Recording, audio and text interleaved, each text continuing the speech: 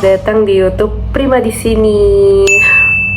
By the way, sorry banget kalau backgroundnya begini. Ya udahlah ya, apa adanya aja. Tujuan gue bikin vlog ini sebetulnya ya selain karena gue ngerasa kok kayak udah lama banget gue nggak upload YouTube. Sedangkan gue punya channel YouTube, sayang aja gitu kalau dianggurin. Gue tuh bingung mau record apa gitu intinya. Kalau lagi nggak liburan sama kalau lagi nggak ada kegiatan yang seru menurut gue gitu. Jadi yaudah, gue memutuskan untuk video kali ini topiknya tentang gue storytelling aja, tentang pengalaman gue di tahun 2024. Gue itu pernah menjalani operasi pengangkatan miom yang diameternya 14 cm dan juga usus buntu at the same time. Ya kalian tuh nggak salah denger, gue melakukan 2 operasi itu di waktu yang sama. Waktu itu gue di rumah sakit Brawijaya Supomo, karena emang gak jauh dari rumah gue kan, jadi gue pilih rumah sakit itu. Tapi sebelumnya gue minta maaf banget kalau misalkan muka gue pucet. Ini bukan sakit ya guys, tapi gue lagi di rumah, gue gak make up. Dan rambut gue memang brekele, beginilah rambut asli gue kalau lagi gak catokan. Oke, lanjut ya. Jadi di tahun 2024, tepatnya tanggal 26 Februari jam 10 pagi, gue menjalani operasi usus buntu dan juga miom, pengangkatan miom yang diameternya kurang lebih sebesar 14 cm at the same time. Nah, kalau pertanyaannya adalah kok bisa sih, terus abis itu gejalanya apa yang lo rasain, Prim? Sorry to say, gue harus berkata jujur, gue tidak merasakan gejala-gejala yang gimana-gimana. Kayak, kan dokternya tuh nanya, kamu selama ini menstruasinya teratur nggak? Terus abis itu kalau haid sakit banget nggak gitu? Gua haid tuh jarang banget yang namanya perut kram lah, badan tumbang lah, sakit gitu jarang banget. Malah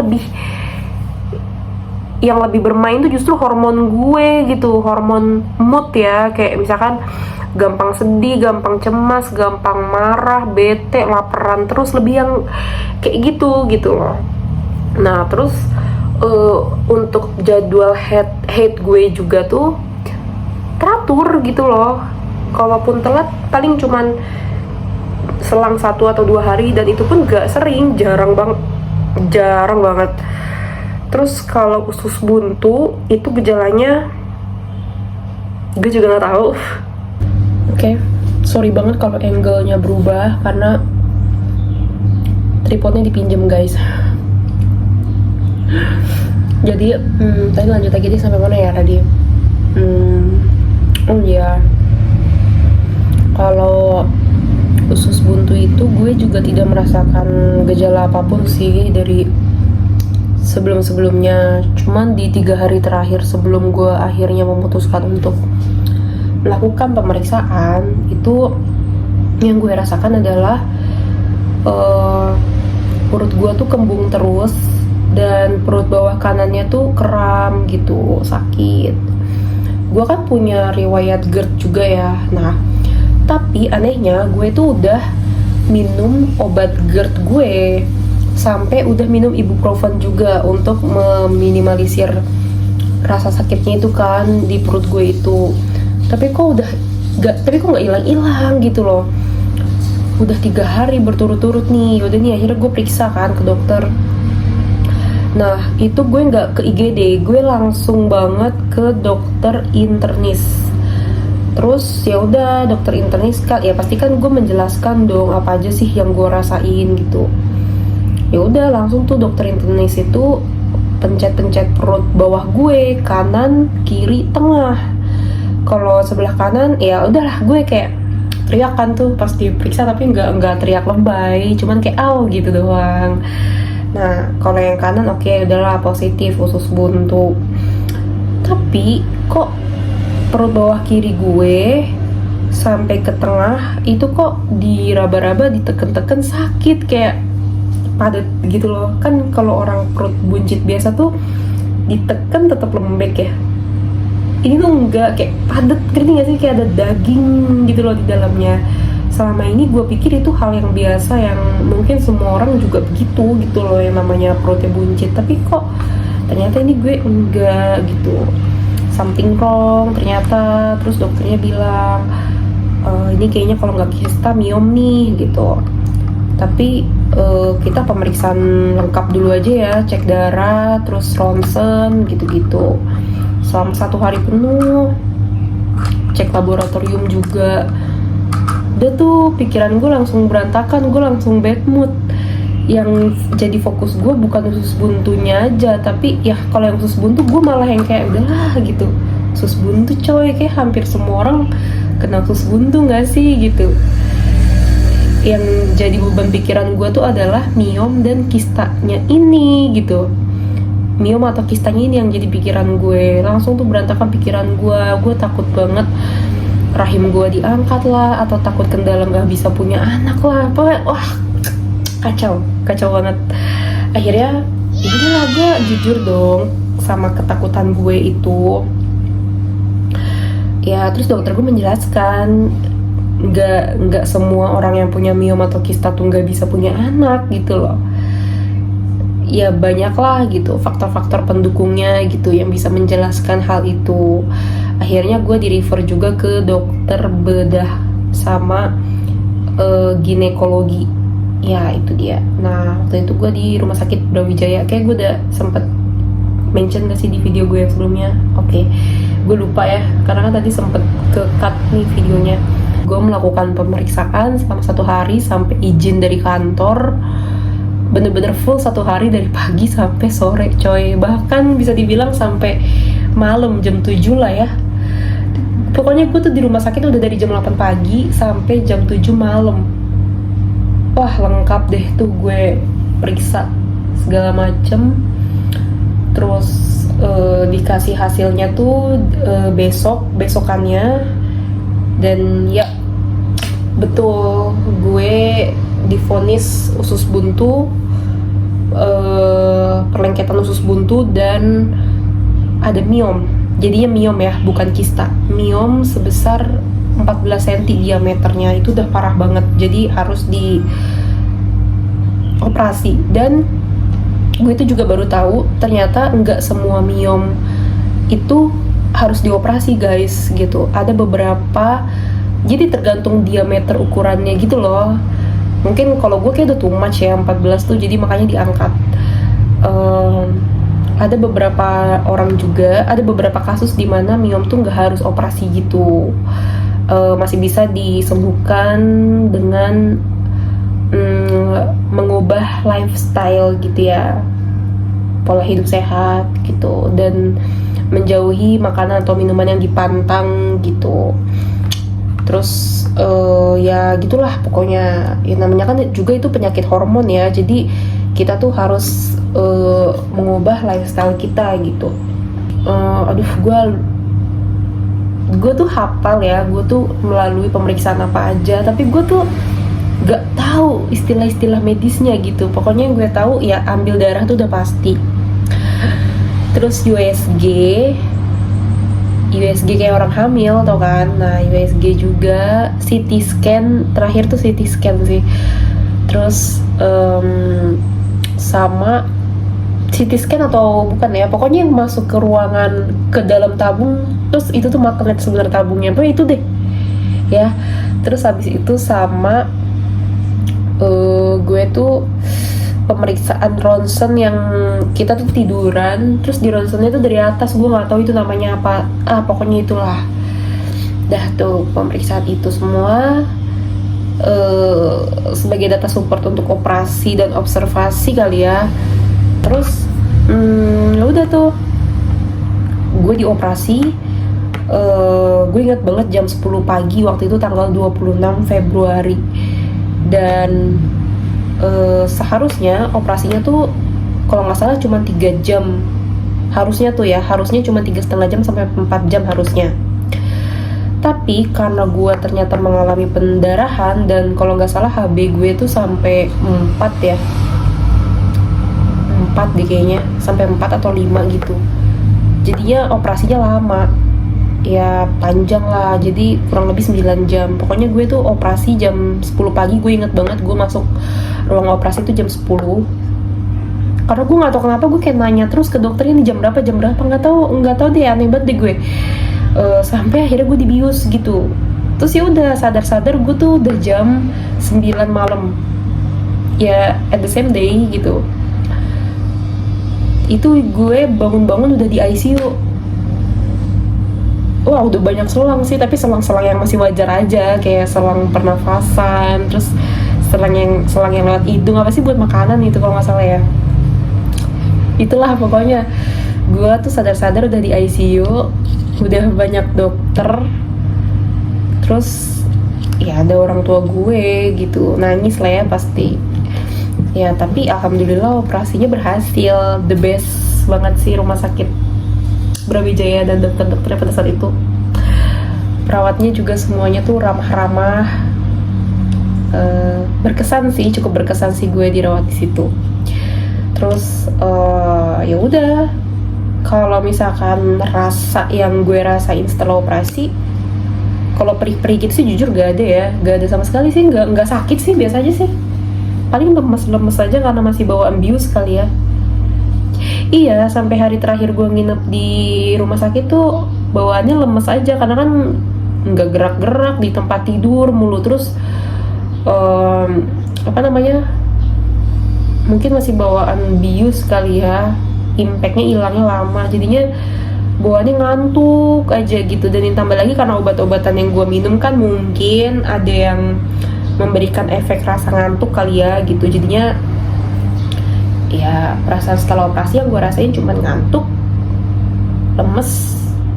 Tapi kalau pertanyaannya kayak perih nggak sih bekas operasinya, itu sumpah demi apapun nggak perih, biasa aja, nggak perih ya. Tapi kalau misalkan gue mau bangun dari tidur tuh rasanya tuh berat gitu loh badan gue, entah karena emang gue yang gendut atau karena udah kelamaan rebahan ya. Jadi kalau bangun tuh rasanya berat banget gitu badan gue. Itu pertama kali banget gue ngerasain kok berat banget ya badan gue nih buat bangun dari tidur, mau duduk aja gitu loh, sampai kayak harus dibantuin.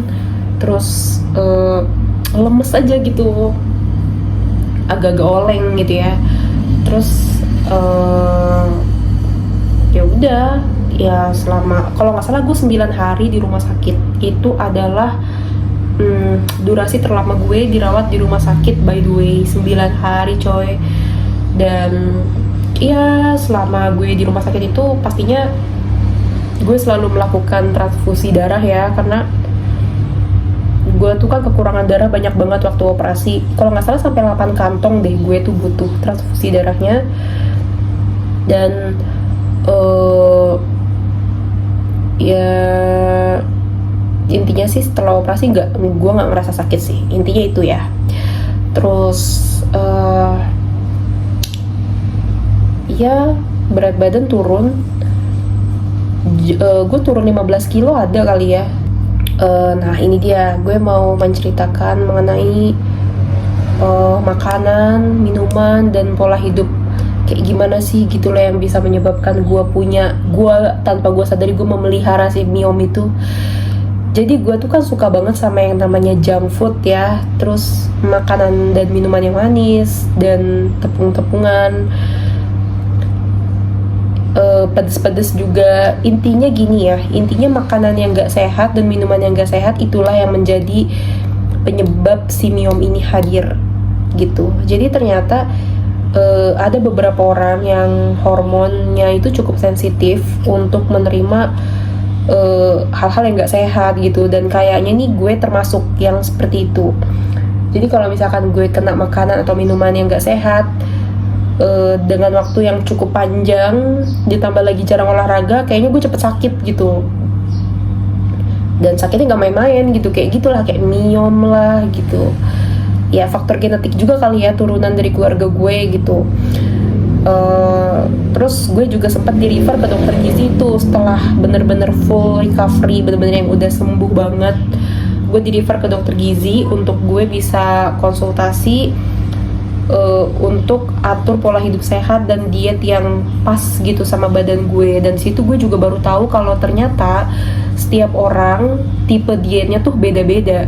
Itu gue tuh tipikal badan yang ternyata dietnya tuh harus olahraganya justru nggak usah berat-berat, justru 30 menit gue treadmill tapi walking ya, bukan running, itu aja tuh udah cukup gitu. Sama ya main dumbbell 2 kilo 3 kilo gitulah, nggak lama-lama ya, 30 menit lah pokoknya durasinya. Jadi 30 menit gua treadmill, walking, sama main dumbbell gitu, katakanlah 30 menit, itu aja tuh udah cukup gitu loh, kayak olahraga rumahan aja. Nah, terus habis itu gue harus dibarengin sama intermittent fasting, jadi harus bener-bener ngurangin makan, porsi makan gitu. Jadi di sebulan pertama tuh gue intermittent fasting. Nah, tapi kan karena gue nih orang Islam, jadi ya udahlah gue sekalian aja puasa gitu. Sekalian aja gue bayar utang puasa, karena waktu itu seminggu setelah gue pulang dari rumah sakit, gak lama kemudian kan bulan Ramadan ya. Kan gue nggak boleh puasa karena masih harus minumin obat-obatan untuk recovery badan gue setelah operasi itu. Jadi kan gue nggak puasa tuh selama 1 bulan full itu. Jadi ya udah, di 1 bulan setelahnya gue ngerasa badan gue udah benar-benar sehat, baru tuh gue mulai ngejalanin diet itu. Rutin olahraga treadmill 30 menit gitu, walking aja. Terus abis itu kalau lagi mood untuk main dumbbell ya main dumbbell, kalau nggak mood ya udah nggak apa-apa, yang penting udah ada olahraganya gitu. Gua treadmill 30 menit itu udah cukup. Terus banyakin minum air putih banget, sama ya kurangin porsi makan. Jujur berapa kilo ya, gue lupa deh. Kayak dalam 1 bulan itu gue bisa langsung turun 4-5 kilo deh kalau nggak salah. Ya kurang lebih segitu lah ya. Sumpah gue lupa, tapi yang jelas kelihatan banget badan gue tuh berubahnya. Badan gue, muka gue tirus banget, kulit gue sehat banget di situ. Sumpah gue ngerasa gue cinta banget sama muka gue, badan gue, diri gue pada saat itu. Kayak wah gila, bukannya lebay ya, tapi memang ternyata rajin olahraga dan diet yang benar, yang tepat sama tubuh kita, itu tuh ternyata sebagus itu loh, sebagus itu. Oh iya, satu lagi, sama pola tidur. Tau gak sih, mau kalian tuh diet kayak apapun, rajin olahraga kayak apapun, tapi kalian tuh hobi begadang, jangan harap diet kalian berhasil. Jadi jam tidur gue tuh paling maksimal banget jam 10. Pokoknya jam 11 tuh udah kemalaman menurut gue, maksimal banget jam 10. Dan jadi gini loh, kita tuh nggak boleh kelamaan tidur, tapi juga nggak boleh kekurangan tidur. Minimal banget itu 7 jam. Gue waktu itu disuruhnya 7 jam itu udah paling minimal gitu. Maksimalnya 8 jam. Pokoknya nggak boleh kelamaan tidur, tapi juga nggak boleh kekurangan tidur gitu. Udahlah, ideal aja. Dan selama 1 bulan itu gue bener-bener konsisten menjalani lifestyle yang sebagus itu semuanya. Karena ya mungkin gue masih parno karena penyakit yang habis gue laluin itu kali ya gitu. Dan gue nggak mau ngerepotin keluarga gue gitu. Walaupun gue bayarnya pakai asuransi pribadi sih, dan gue jadi nggak keluar uang pribadi sama sekali gitu, jadi di cover asuransi full. Cuma kan tetap aja gitu loh, ngerepotin keluarga yang gue maksud kan adalah, kan keluarga gue mau nggak mau harus meluangkan waktunya untuk nemenin gue dong, bener nggak? Sedangkan mereka kan ada kesibukan sendiri, kerja gitu. Orang tua gue alhamdulillah masih kerja pada saat itu, belum pensiun. Dan adik gue juga mesti kuliah, mesti kerja gitu kan. Sedangkan waktu gue dirawat kemarin tuh mereka ganti-gantian gitu loh. Ya kasihan lah pokoknya. Nah singkat cerita, udah tuh berkat dokter gizi itu, gue jadi tahu nih makanan apa aja yang dipantang. Nah terlepas dari makanan yang dipantang untuk diri gue, ini sekedar informasi aja sih untuk kalian ya guys.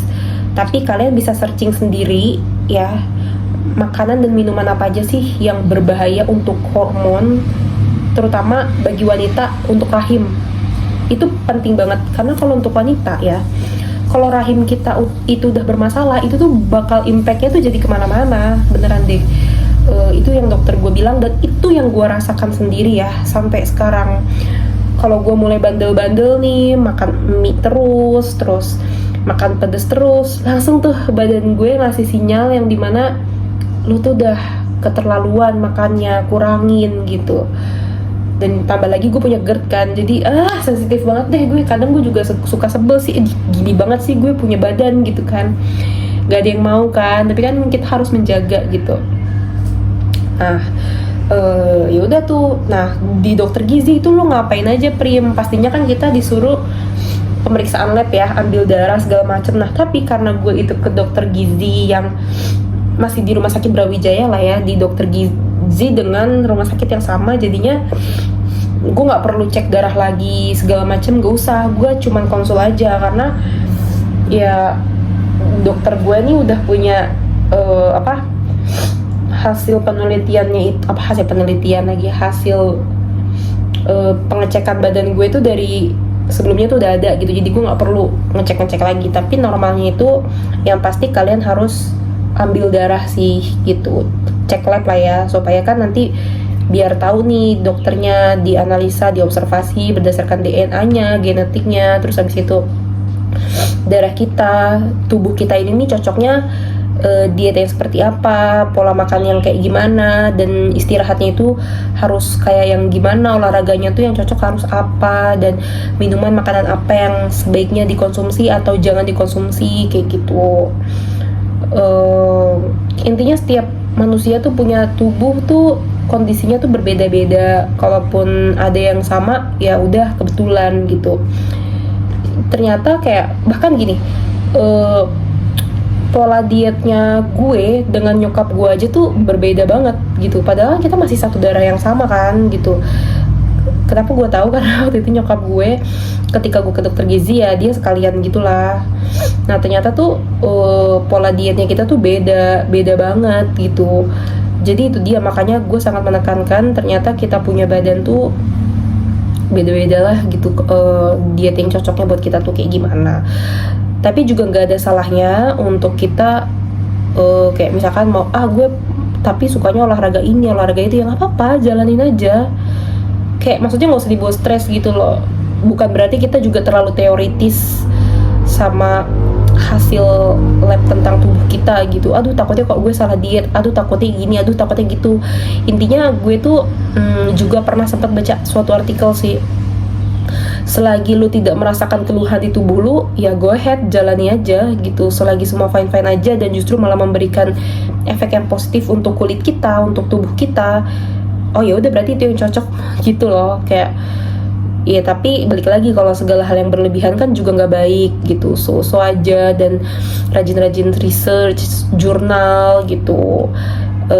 Dan jangan sungkan untuk nanya ke yang ahlinya, nggak usah malu, nggak usah gengsi gitu ya, daripada badan kita kenapa di kemudian hari terlambat untuk ngobatinnya gitu kan. Jadi setiap hari gue harus standby tumbler segede ini.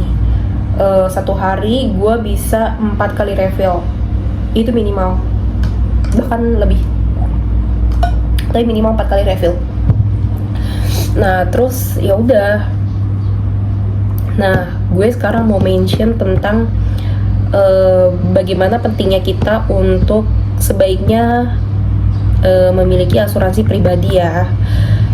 Walaupun sekarang kan udah ada BPJS, cuman karena satu dan lain hal nggak ada salahnya juga sebaiknya kalau kita punya rezeki lebih, penghasilan yang sangat amat tercukupi, coba bikin aja asuransi pribadi. Karena jujur nih, gue tutup poin aja, total biaya operasi gue di 2024 itu beserta pemeriksaannya semuanya totalnya itu adalah 220 juta rupiah.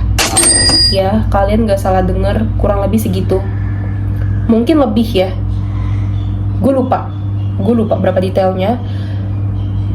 Tapi alhamdulillah gue gak mengeluarkan uang sepeser pun sih untuk operasi gue. Bahkan pemeriksaan ini tuh semua benar-benar ditanggung dan di cover dengan asuransi pribadi gue, namanya Prudential Syariah. Gue pakai itu. Dan kebetulan gue agen asuransi Prudential. Jadi kalau misalnya ada kalian yang mau nanya-nanya atau mau join jadi agennya, bahkan mau daftar untuk punya asuransi pribadi, boleh kontak gue di Instagram gue ini. Kalian bisa DM gue. Nah terus ya udah, alhamdulillah di cover semuanya tuh untuk tindakan operasi, kan yang penting itu ya. Oh, gue baru ingat sih ada yang gak di cover, dokter gizi. Nah itu gue dokter gizi nggak di cover sama asuransi sih. Gue bayar sendiri, tapi intinya untuk biaya operasi dan tetek bengek lainnya itu di cover sama asuransi gue gitu. Jadi ya Allah, kebayang sih 220 juta itu mesti dapat duit dari mana gitu ya kan. Tiap manfaat sih, tiap jenis asuransinya itu beda-beda lah ya, preminya berapa aja gitu. Nah kalau untuk pembayarannya itu asuransi gimana Prim? Apakah lo langsung bayar di awal atau gimana? Nah jadi untuk asuransi itu bayarannya kita setiap bulan, sebulan sekali auto debit dari rekening kita gitu. Dulu sih sempet, pasti ada orang berkepikiran kayak gini, yaudah lah ya doanya kita sehat-sehat terus, toh juga nggak ada yang mau kok sakit ya. Iya bener banget. Cuman kita tuh sebagai manusia di dunia ini kan serba banyak keterbatasan ya gitu. Nggak ada salahnya untuk kita selalu jaga-jaga dan antisipasi, ibarat menyediakan payung sebelum hujan gitu. Jadi kalau misalkan suatu hal tak terduga terjadi, kita tuh nggak kedabak-kedubuknya di waktu itu gitu loh. Semua sudah tersiapkan lah gitu. Makanya tadi gue bilang kalau kalian itu punya penghasilan yang lebih dari cukup atau mencukupi gitu, nggak ada salahnya kalian untuk coba deh, atau nggak gini deh, kalian coba mempelajari dulu manfaat asuransi pribadi. Terus habis itu kalian coba lihat-lihat dulu deh, atau tanya-tanya sama orang yang punya asuransi pribadi untuk minta testimoninya nih dari mereka gitu. Apa ya, trust review lah gitu. Gimana sih, apa sih benefit yang lo rasain selama lo punya asuransi pribadi gitu. Lo juga bisa dapet rumah sakit yang bagus gitu, dan kamar yang enak, nyaman, perawatan yang enak juga gitu dengan lo menggunakan asuransi pribadi itu gitu. Dan masih banyak hal lainnya lah ya. Kan kalau yang gue sebutkan tadi hanya yang gue rasakan ya selama ini, dan sebenarnya masih banyak hal lainnya juga. Cuman kayak kalau gue jabarkan satu persatu terlalu kompleks, gue akan kembalikan ke kalian lagi, karena menurut gue pribadi segala sesuatu hal itu baru bisa kita pahami jika kita sudah mengetahui dengan sendirinya gitu.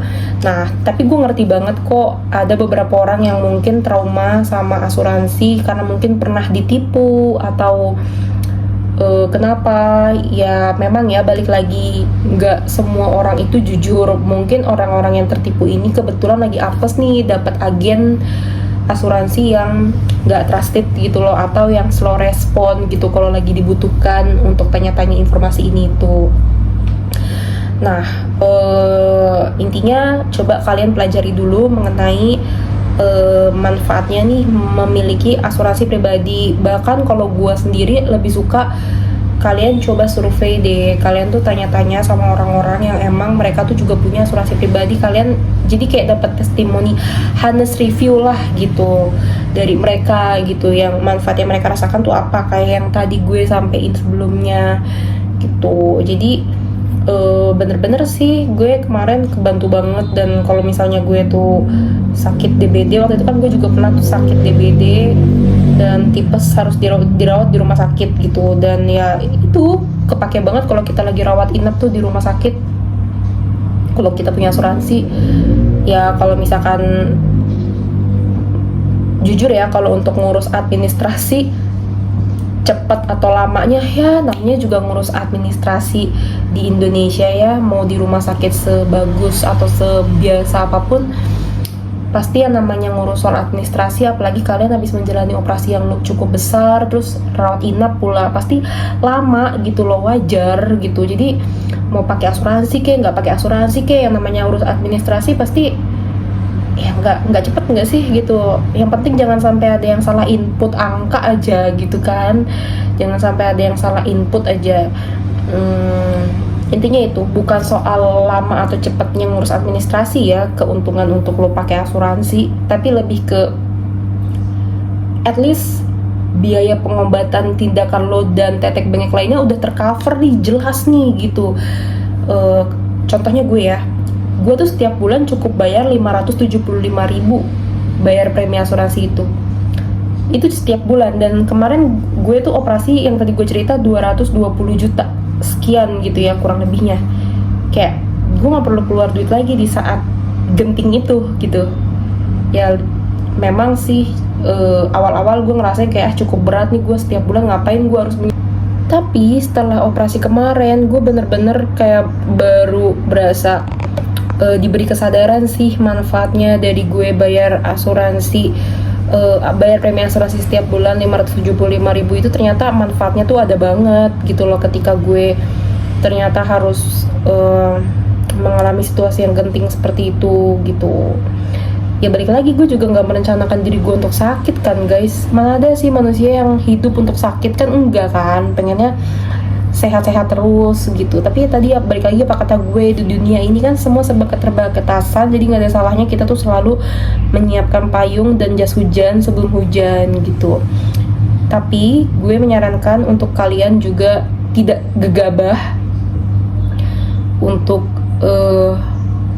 ikut asuransi. Gak ada salahnya kalian untuk cari tahu dulu, mempelajari lengkap manfaat dari asuransi pribadi yang kalian mau gunakan.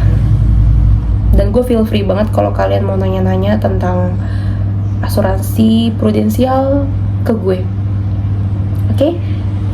Gue share Instagram gue, kalian bisa DM gue. Oke, segitu aja sharing gue kali ini. Semoga bermanfaat. Kalau ada salah kata atau salah informasi, gue minta maaf.